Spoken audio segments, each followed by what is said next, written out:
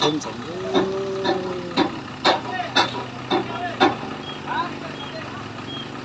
trên giống nó phát cái tàu chế hô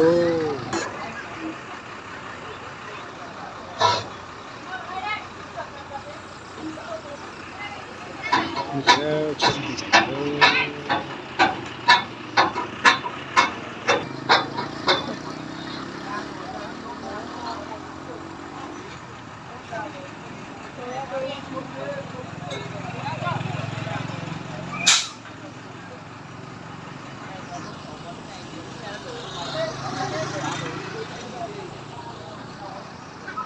đưa chụp cầu to nó cầu.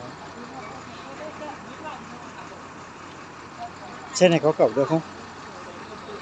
À, trên này có cẩu được không? được. Được à?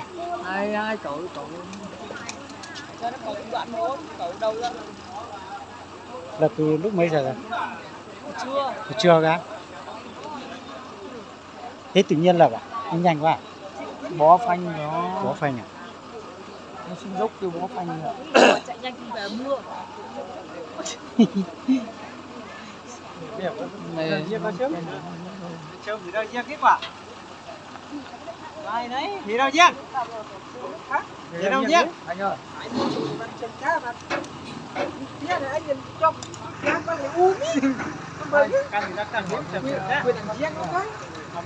Trên thành tạc kế ô mình tàu chế để cái kia là tàu chế ô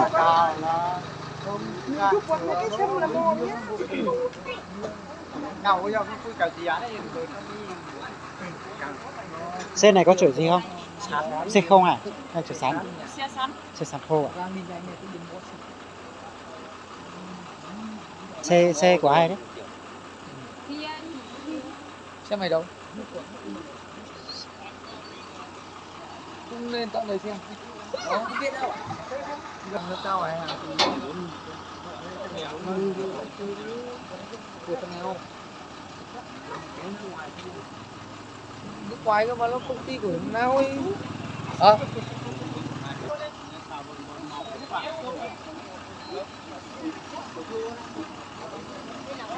Quay đi nhanh như thế người ta xem ấy lắm, quay chậm chậm thôi. Máy này quay nhanh nhưng mà xem nó đi chậm. Thế à?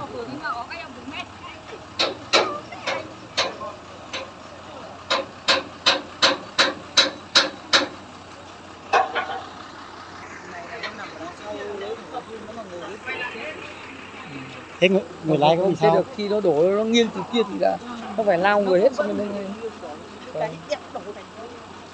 Cành chúng nó lao sang bên bám vào cái cành.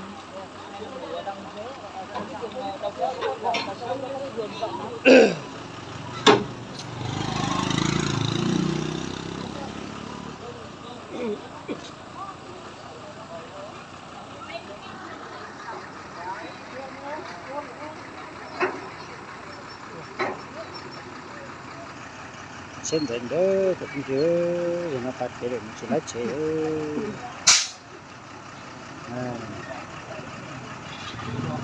là ơi mà lái tùy nó mà sẽ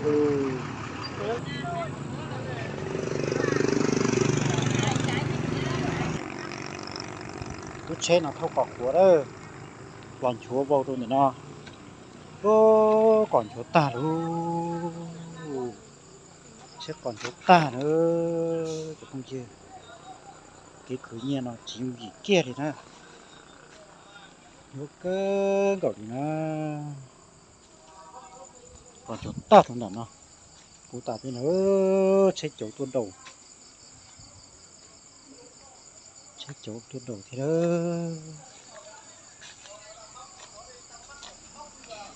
chặt lại luôn dừa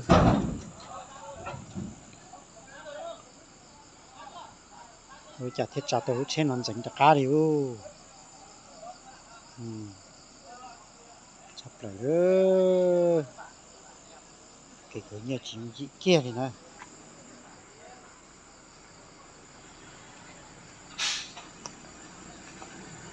sẽ được sọt cá xé này sẽ gì là tràn dành tàu đi cả này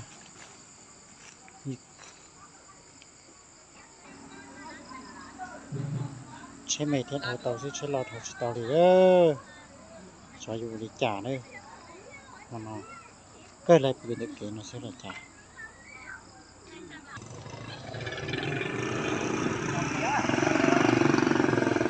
chưa tụi nó đấy chưa tụi nó cụ trâu này mình chứ mình chỉ sẽ chữa trả lắm mà cứ chỉ chết tại được thế đó